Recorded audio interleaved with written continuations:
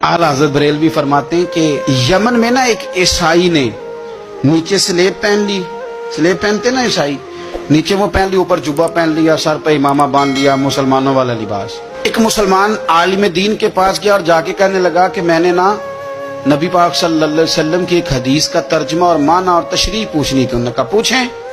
कहने लगे ये जो तिरमिजी में हदीस है, हुजूर ने फरमाया इत्तकू फिरासतिल मोमिन फ़इन्नहु यंज़ुरु बिनूरिल्लाह औ कमा क़ाल सल्लल्लाहु तआला अलैहि वसल्लम। हुजूर फरमाते हैं मोमिन की फिरासत से डरो, ये तो अल्लाह के दिए हुए नूर से देखता है। उसका ख्याल था कि अंदर मुझे देख लेगा कि मैंने जुनार पहना हुआ है, स्लेब पहनी। कहने लगा इस हदीस का क्या तर्जुमा है? तो आलिम दीन ने ना तर्जुमा भी बताया, तशरीह भी की। वो हास के दूसरे आलिम के पास चला गया, उनसे जाके भी तर्जुमा पूछा। उन्होंने भी अपनी फहम के मुताबिक, इल्म के मुताबिक तर्जुमा बताया। फिर तीसरे के पास, चौथे के, 7 उलमा के पास गया।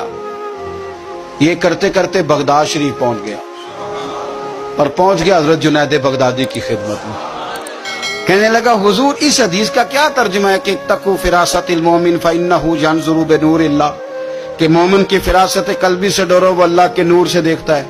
तो आप फरमाने लगे इसका तर्जुमा ये है कि ये जुब्बा उतार और नीचे तूने स्लेब पहनी है, वो तोड़ और कलमा पढ़ के मदीने वाले का गुलाम बन जा सल्लल्लाहु अलैहि वसल्लम। ये तर्जुमा है इसका। अब वो उसने कलमा भी पढ़ लिया, मुसलमान भी हो गया, स्लेब भी तोड़ दी, बात मान भी गया।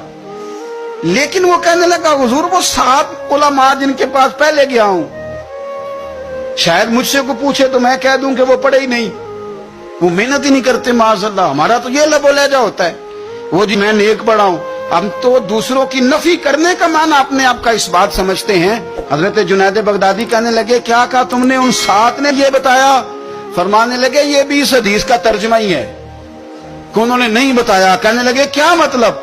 फरमाने लगे उन 7 को पता चल गया था कि तुझे कलमा पढ़ाने का सवाब अल्लाह ने मेरे हाथ में लिखा हुआ है, ये मेरे खाते में लिखा है कि जुनैद तुझे कलमा पढ़ाएगा, वरना समझ वो भी तुझे गए थे। पर उन्होंने कहा कि तेरा सवाब जुनैद बगदादी के खाते है, लिहाजा तुझे भेजना है ताकि तू वहां तक पहुंच जाए। अब बात को समझे ना।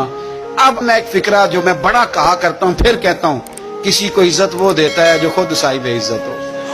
जिसके अपने पास ना हो वो किसी को दे सकता